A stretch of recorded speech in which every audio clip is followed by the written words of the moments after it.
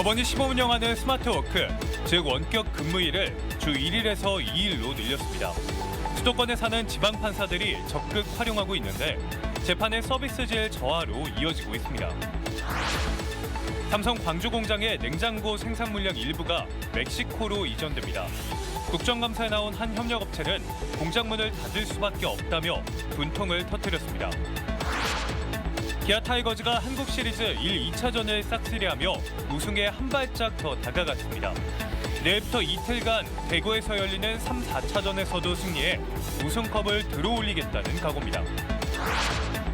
2026년 출범을 목표로 대구와 경북의 메가시티 논의가 급물살을 타고 있습니다. 호남에서도 인구 유출과 소멸을 극복하기 위해 서남권 메가시티 조성을 서둘러야 한다는 요구가 커지고 있습니다. 시청자 여러분 안녕하십니까? KBC 8시 뉴스 시작합니다. 대법원이 판사가 소속 법원이 아닌 원하는 법원에서 일할 수 있게 하는 원격 근무제, 즉 스마트워크를 주 1일에서 2일로 늘려 시범 운영하고 있습니다. 수도권에 집을 둔 광주고법과 지법 소속 판사들도 이 제도를 적극 활용하고 있는데요. 사건의 지연이나 재판의 서비스질 저하로 이어질 수 있다는 의견도 나오고 있습니다. 신대희 기자가 단독 취재했습니다. 광주고등법원에서 민사와 행정사건을 담당하는 법관은 12명입니다. 그런데 매주 금요일에 근무지로 출근하는 법관은 8명에 불과합니다. 나머지 4명은 서울과 안양에 있는 집 근처 법원의 스마트워크 센터에서 전자기록을 보며 원격 근무를 하고 있습니다. 재판이 없는 날 스마트워크 제도를 활용하는 겁니다. 광주지방법원 소속 법관 120여 명 중 63명도 수도권 법원에서 주 1일 또는 2일 원격 근무를 하고 있습니다. 또 지난해보다 올해에 원격 근무를 하는 법관이 늘었습니다. 이렇다 보니 지역 법원의 민사 본안 사건 처리가 수도권보다 지연될 수 있다는 의견이 나오고 있습니다. 복잡한 사건과 업무량이 늘고 있는 상황에 법관 사이의 토론이나 합의 등이 원활하게 이뤄지기 어렵기 때문입니다. 법조계 내에서는 동료 법관들과의 소통 기회가 감소하는 거 아니냐, 또 이것 때문에 재판이 지연될 요인이 되는 것 아니냐라는 우려를 제기하는 견해들도 좀. 실제 지난해 광주지법의 민사소송 제기 이후 1심 선고까지 걸린 기간은 평균 6.6개월로 서울 북부지법보다 2달 가까이 더 걸렸습니다. 원격 근무로 재판의 질이 떨어질 수 있다는 우려도 나오고 있습니다. 지역 사정을 잘 이해해야 사실관계와 실체적 진실규명에 도움이 되는데 스마트워크 제도가 이와 배치된다는 겁니다. 일부 판사들은 스마트워크제 운영으로 일과 가정의 균형을 맞출 수 있어 업무 효율성이 커진다는 입장을 밝혔습니다. 판사들의 근무 환경을 개선하기 위한 스마트워크제, 향후 국민과 소송관계인의 만족도도 함께 높이는 방향으로 개선이 필요해 보입니다. KBC 신대희입니다. 삼성전자 광주 공장에서 생산하는 냉장고 물량 일부가 멕시코 공장으로 재배치될 것으로 예상되는 가운데 강기정 광주시장은 생산량의 변동은 없다며 진화에 나섰습니다. 하지만 광주의 협력업체는 국회 국정감사장에 출석해 이대로라면 공장 문을 닫을 수밖에 없다며 분통을 터뜨렸습니다. 이형길 기자입니다. 국회 산자위 국정감사에 출석한 삼성 광주 공장의 한 협력업체 대표는 물량 재조정에 우려를 나타냈습니다. 내년 생산량 감소로 협력업체 전체는 6천억 원가량의 피해를 입을 것이고 자신도 85% 매출 감소로 사실상 공장 문을 닫을 형편이라는 겁니다. 이번에 멕시코로 이전하면 피해는 어느 정도 됩니까? 저희 회사 매출이 85%가 빠집니다. 회사를 유지할 수 있나요? 없습니다. 광주의 생산량은 변화가 없을 것이라는 강기정 광주시장의 입장은 사실과 다르다고 반박했습니다. 이번 삼성의 조치로 500개에 달하는 지역 협력업체가 모두 타격을 입겠지만 최소한 납품이라도 따내기 위해 아무 말도 하지 못하고 있다는 겁니다. 정부와 지역 정치인들도 우려를 나타냈습니다. 이렇게 이제 1차 협력업체들이 이런 경우를 당하면 매출 손실은 물론이고 거의 망하게 되는데요. 큰 영향이 없는 걸로 저희가 보고를 받았는데 지금 임 대표님 말씀하신 이런 내용들 저희가 다시 한번 살펴서 어떻게 저희가 지원할 수 있는 방안이 있는지 한번 살펴보겠습니다. 삼성전자 광주 공장은 냉장고 생산 일부 물량의 멕시코 공장 이전을 추진하고 있습니다. 냉장고 생산량은 올해 124만 대에서 내년도 88만 6천 대로 30%가량 줄이겠다고 협력업체에 통보했습니다. 대유위니아 법정 관리로 이미 지난해 광주의 가전 생산업체들은 큰 타격을 입은 상황. 삼성협력업체들은 장기적으로 국내 생산 물량이 해외로 이전하는 것은 어쩔 수 없다는 것을 이해한다면서도 최소한 업종 변경에 시간이라도 달라고 정치권에 호소했습니다. KBC 이영길입니다. 강기정 광주시장이 전남도와 무안군에게 함흥차사와 양심 불량이라고 발언한 데에 대해 공식 사과했습니다. 강기정 시장은 출입 기자들과 차담회를 갖고 전남도의 노력이 폄훼되고 무안군민의 마음에 상처가 생긴 것은 매우 미안한 일이라고 말했습니다.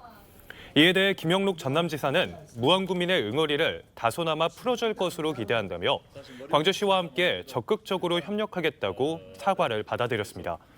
광주 민간군 통합공항 이전을 두고 갈등을 빚은 광주시와 전남도가 화해 의사를 밝혀 3자 회담 재개 등 논의가 재개될지 주목됩니다. 기아 타이거즈가 삼성 라이온즈를 상대로 한국 시리즈 1, 2차전을 싹쓸이하며 통산 12번째 우승에 한 발짝 더 다가섰습니다. 우승 확률 90% 고지에 먼저 오른 기아는 내일부터 이틀간 대구에서 열리는 3, 4차전에서 우승컵을 들어올리겠다는 각오입니다. 정희진 기자입니다. 궂은 가을비로 한날 치러진 한국 시리즈 1, 2차전. 양팀 모두 최대 승부처로 꼽았던 1차전 서스펜디드 게임 6회 초 무사 1, 2루에서 기선을 잡은 건 기아였습니다. 실점 없이 0대1의 위기를 벗어난 기아는 삼성의 폭투와 타선의 집중력으로 단숨에 넉 점 차로 달아났고 5대1의 짜릿한 역전승으로 1차전을 가져왔습니다. 그 위기에 무조건 막으면은 저희가 타자들이 좋기 때문에 역전할 수 있다는 생각을 무조건 하고 있었고 그렇게 좋은 결과가 있었던 것 같고 승리의 기세는 2차전까지 이어졌습니다. 1회부터 5점을 내는 비기닝에 이어 2회에는 슈퍼스타 김도영의 한국 시리즈 첫 홈런으로 한 점 더 달아났습니다. 점수차가 어떻든 의미 있는 홈런을 쳐가지고 조금 더 느낌이 더 짜릿했고 남은 경기도 이렇게 많이 응원해 주시면 저희가 빨리 우승으로 보답드리겠습니다. 기아는 차분히 점수차를 더 벌리며 결국 8대3, 1차전에 이어 2차전까지 독식했습니다. 팬들은 사상 첫 포스트 시즌 서스펜디드 게임이라는 변수 속에서도 부상 없이 달려온 선수들에게 뜨거운 응원을 보냈습니다. 일단 후반에 역전을 엄청 잘하는 팀이니까 무조건 이길 것 같았고 그래서 약간 그냥 믿음이 있었습니다. 기아 타이거즈 12번째 우승을 위해서 화이팅! 역대 한국 시리즈에서 1, 2차전을 모두 승리한 팀의 우승 확률은 90%. 통산 12번째 우승에 성큼 다가선 기아는 내일부터 이틀간 삼성 안방에서 3, 4차전을 치릅니다. 컨디션 좋게 잘 준비했을 때 바로바로 밀어붙여서 이기는 경기는 확실히 이기는 경기를 만들고 다시 그렇게 생각하고 준비하도록 하겠습니다. 기아는 3차전에서 에릭 라우어를 선발로 내세워 승리를 이어가겠다는 각오입니다. KBC 정의진입니다. 이병로 전남 담양군수가 선거법 위반 사건의 항소심에서도 당선 무효형을 선고받았습니다. 광주지법 형사 1부는 선거법 위반 혐의로 기소된 이병로 담양군수에게 1심과 같이 벌금 500만 원의 당선 무효형을 선고했습니다. 이 군수는 선거법 위반 혐의로 함께 기소된 공범 8명의 변호사를 대리 선임한 혐의로 기소됐습니다. 항소심 재판부는 이 군수가 경선 이전 행위로 위법성이 없다고 주장하나 선거운동 관련 이익을 제공했다고 봄이 타당하다고 판시했습니다. 이 군수는 항소심 결과에 불복하고 대법원에 상고하겠다고 밝혔습니다. 자신을 둘러싼 징계 절차를 논의하는 5.18 민주화운동 부상자회 상벌 심사위 회의에서 행패를 부린 혐의로 기소된 황일봉 전 부상자 회장이 벌금형을 선고받았습니다. 광주지법 형사 9 단독은 지난해 9월 5.18 부상자회 상벌심사위원회가 열린 장소에 무단으로 들어가 소리치고 퇴거 요청에 불응한 황 전 회장에게 벌금 150만 원을 선고했다고 오늘 밝혔습니다. 재판장은 적법한 권리구제 수단이 있는데도 침입한 점 등으로 볼 때 위력으로 회의를 방해했다고 판단했습니다. 고물가, 고금리 등 끝모를 불황의 파고가 계속되고 있는데요. 전국 중소기업들이 힘을 모아 위기를 극복하기 위해 광주에 모였습니다. 고우리 기자입니다.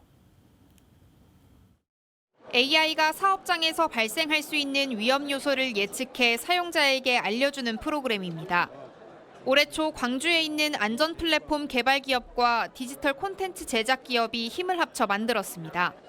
인공지능 기업이라고 해가지고 다 똑같은 건 아니고 특화된 부분이 있는데 서로의 단점을 보완할 수 있는 좋은 계기가 됐습니다. 중소기업 대표들은 사업장 필수품인 지게차 부스 앞에서 자리를 뜨지 못합니다. 디젤 지게차를 이종을 많이 하고 계시다 보니까 그거에 대해서 이제 상대적으로 리튬 배터리가 낫다라는 그거를 많이 어필하고 싶어서 이렇게 장비랑 배터리랑 같이 이렇게 들고 나왔고요. 전국 중소기업이 한자리에 모여 제품을 선보이고 협업을 논의하는 2024 중소기업 융합대전이 막을 올렸습니다.